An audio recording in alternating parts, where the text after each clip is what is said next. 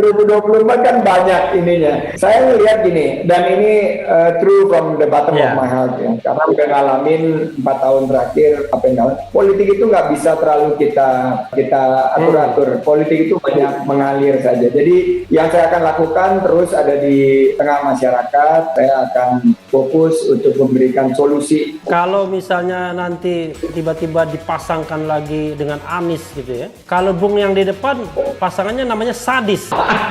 Sandi Anies. Tapi kalau yang di depannya Anies jadi Nissan. Anies Sandi. Jadi pilih Sadis atau pilih Nissan? Mobil kali ya, Nissan. Ya itu kan mobil Nissan, tapi ini kan bisa juga kuburan. Lagi krisis saya kembali tinggal di rumah orang tua lagi. Sama nasib kita pas lagi krisis di PHK juga. Iya.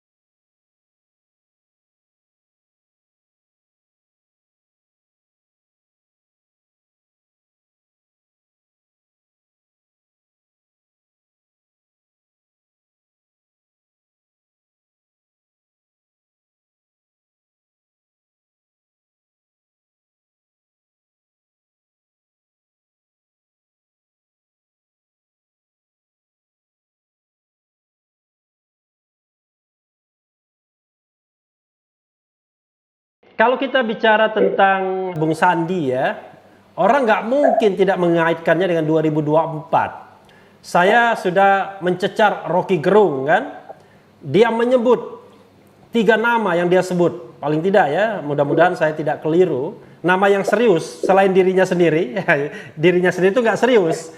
Bupati Boltim nggak serius juga. Nah, yang seriusnya ini adalah Anies Sandi, kemudian satu lagi AHY ya. Wah, ini kontestan Pilkada DKI semua ya. Bahkan dia mengatakan itu sudah ada tagline-nya. Pertama, Sandi tidak mungkin keluar dari mandat emak-emak, katanya kan begitu.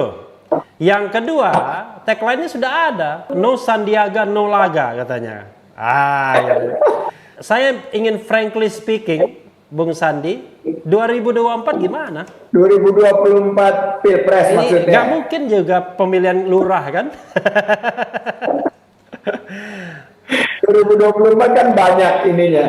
Saya ngelihat gini, dan ini true from the bottom of my heart ya. Karena udah ngalamin 4 tahun terakhir apa yang ngalamin. Politik itu nggak bisa terlalu kita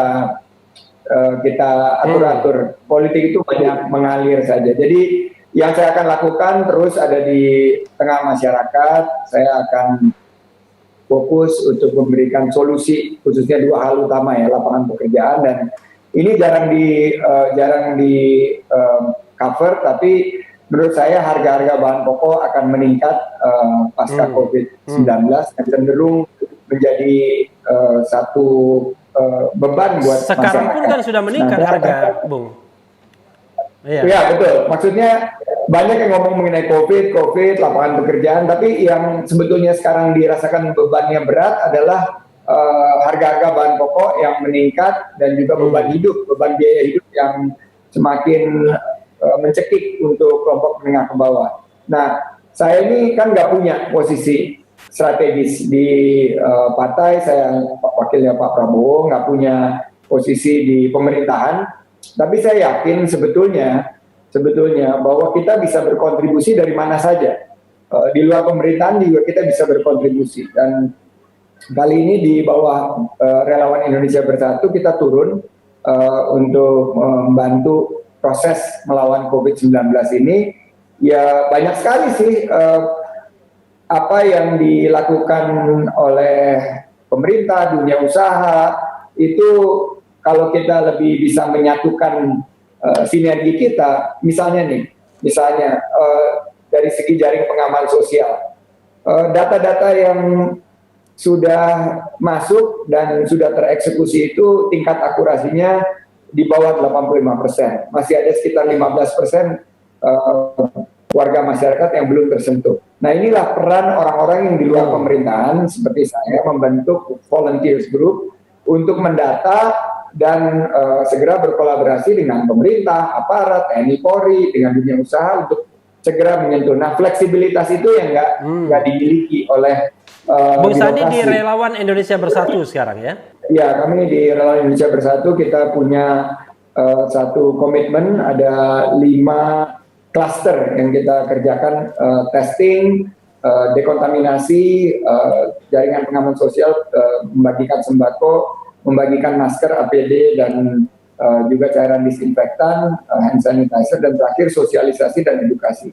Itu link dengan pemerintahan dan pendukung Pak Jokowi kan? Jadi kami sudah melakukannya di awal COVID-19 ini, awal Maret, dan setelah kita bergerak lebih dari 3 minggu memasuki bulan April, semakin banyak yang menyatakan ingin bergabung, dan pada tanggal 22 April kita deklarasikan. Dan waktu itu lintas organisasi, lintas komunitas, lintas profesi, pendukung Pak Presiden Jokowi juga ada, pendukung saya, pendukung Pak Prabowo juga ada, semua pada berkumpul di situ. Kita yakini bahwa saat ini adalah saat kita menyingkirkan semua perbedaan, kita fokus untuk melawan COVID-19. Saya hanya ingin mengingatkan soal tanggal-tanggal ya. Wah, saya iseng-iseng itu ya. Bung Karno itu lahirnya tanggal 6 Juni. Saya ingat karena saya pernah membaca biografi dia ya, yang ditulis oleh Cindy Adams. Kemudian Pak Harto tanggal 8 Juni. Presiden ketiga kita B.J. Habibie itu tanggal 25 Juni. Wah, saya hafal ya. Presiden kita Gus Dur tanggal 7 September, kemudian Presiden kita Megawati 23 Januari, Presiden kita Susilo Bambang Yudhoyono 9 September, dan Pak Jokowi 21 Juni. Jadi Presiden kita itu hanya di 3 bulan saja, bulan Juni yang mayoritas dan bulan September 2. Juni itu Bung Karno, Pak Harto, Pak Habibie, dan Pak Jokowi 4 ya. Dan tanggal 28 Juni adalah ulang tahun Sandiaga Salahuddin Uno. Yang depan. Iya, tanggal 28 Juni. Berarti Bung, ini dekat-dekat nih, mirip-mirip ya. Bisa menjadi orang kelima yang lahir di bulan Juni. Tapi kayaknya kebanyakannya itu bukan Cancer ya. Kalau awal Juni apa tuh? Gemini ya? Gemini. Ya. Saya di bulan Juni itu Cancer, jadi nggak tahu apa maknanya. Tapi kan kita tidak pakai bintang, kita pakai lahir kan. Ketika daftar sebagai calon presiden dan wakil presiden kan nggak ditanya bintangnya, yang ditanya tanggal lahir dan bulan lahirnya. Kalau Bro Refli itu Desember ya? Jadi saya Januari, jadi ada juga satu. Jadi yang punya peluang untuk jadi presiden 2024 itu adalah berdasarkan bulan lahir itu Sandiaga Salahuddin Uno dan Refli Harun. Wong Kito Galo. Jadi waktu kemarin acara di Satria Mandala itu memang tanggalnya itu ya, bukan Desember persis.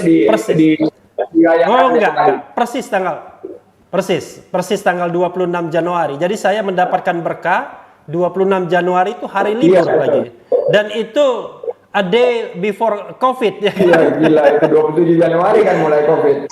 Saya tidak bisa tanya banyak-banyak skenario 2024 karena Bung Sandi sudah pintar berkelitnya. Enggak. Tapi begini, nanti akan sampai lagi ke sana.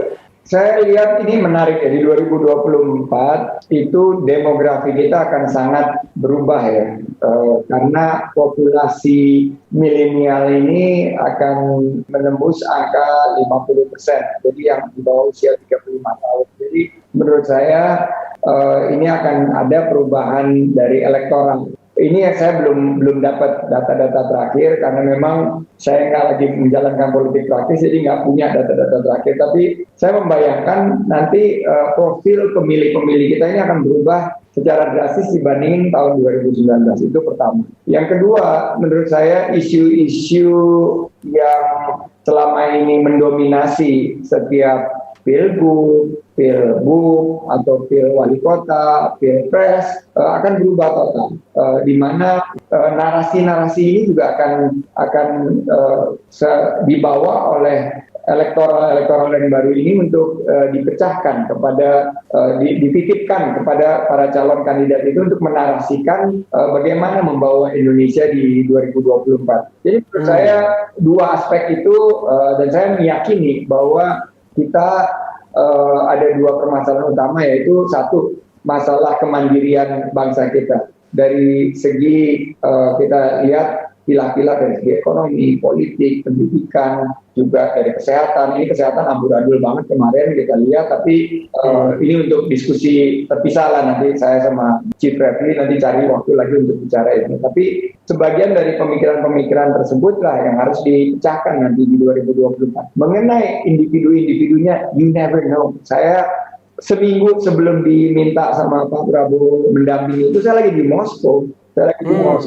Terus saya lagi jalanin tugas Pemprov DKI waktu itu. Kita punya sister city Jakarta sama Moskow. Saya lagi di sana, lagi ngobrol-ngobrol, minding my own business. Tiba-tiba ada telepon, Pak Prabowo minta balik. Begitu balik langsung diminta ke Kartanegara.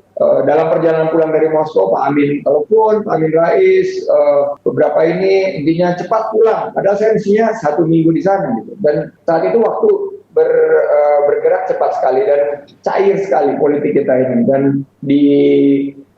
belajar dari sana, sama juga waktu Pilgub DKI, saya tuh dicalonkan sebagai gubernur. Gitu. Anies Baswedan waktu itu nggak ada. Waktu kita ketemu di Kompas TV, Bung pada waktu itu kan masih calon gubernur. Gitu. Masih, sampai detik terakhir, sampai hari Kamis, kan Jumat itu adalah pendaftaran. Sampai hari Kamis itu saya masih calon gubernur. Tapi akhirnya politik itu cair, saya ngambil keputusannya, saya yakinin Pak Prabowo bahwa untuk kita bisa menawarkan satu perubahan di Jakarta, kita butuh tokoh nasional yang ikut meramaikan. Akhirnya saya yang melobi partai-partai lain termasuk PKS, akhirnya bisa diterima Anies. Jadi belajar dari dua pengalaman itu menurut saya sangat sulit ditebak. Tapi yang perlu diperhatikan itu adalah basis pemilih elektoral dari segi demografi, sosial ekonomi statusnya mereka bagaimana, terus juga dari segi pendidikan, dan juga isu-isu utama yang menurut saya akan kembali lagi, isu utama itu adalah ekonomi, mendominasi lapangan kerja, harga-harga bahan pokok, dan isu kesehatan. Sekarang kan tiba-tiba COVID-19 ini membangunkan kita dari tidurnya nggak. Selama ini kita nggak berinvestasi di sistem kesehatan kita, fasilitas kesehatan maupun juga tenaga kesehatan kita. Bung, kalau misalnya nanti tiba-tiba dipasangkan lagi dengan Anies gitu ya. Kalau Bung yang di depan pasangannya namanya Sadis. Sandi Anies. Tapi kalau yang di depannya Anies jadi Nissan. Anies Sandi. Jadi pilih Sadis sampai pilih Nissan. Mobil kali ya, Nissan. Ya, itu kan mobil Nissan, tapi ini kan bisa juga kuburan. Kan tergantung kita mau bikin 2 atau 1 S-nya kan. Kalau bikin 1 kan Nissan jadinya. Batu Nissan. Iya gitu. Karena begini, kita kan namanya politik masalah kemungkinan-kemungkinan ya. Bisa jadi tiba-tiba Prabowo maju lagi 2024 dan pasangannya Puan Maharani. Karena dia kan sudah part of government sekarang, part of the state. Tapi kemudian kelompok non-state ini pengen figur yang lain. Tiba-tiba figurnya muncul. Wah ini kalau pasangan Sadis atau Nissan tadi. Anda bayangkan nggak Bung? Tiba-tiba Anda harus berhadapan dengan Prabowo head to head. Mohon maaf Pak Prabowo ya kalau mendengarkan ini ya kan nggak apa-apa kan. Demokrasi kita masih. Ya saya belajar ya dalam berbisnis kemarin, politik, ada hal yang bisa kita kontrol dan ada hal yang sama sekali kita nggak bisa kontrol. Jadi hal-hal yang nggak bisa kontrol ini kita percuma juga mikirin, percuma juga ngebayangin karena akhirnya bikin kita stres sendiri, kita bikin excited sendiri, nggak jelas. Saya hal-hal yang bisa saya kontrol aja lah. Saya bisa membantu proses ini dan membantu untuk membangun negara ini ya sudah bagus sekali kontribusi. Saya ini kan dapat banyak banget dari Indonesia. Saya ingin sharing juga di sini bahwa saya tuh di PHK dulu, jadi nggak pernah ngebayangin posisi seperti sekarang.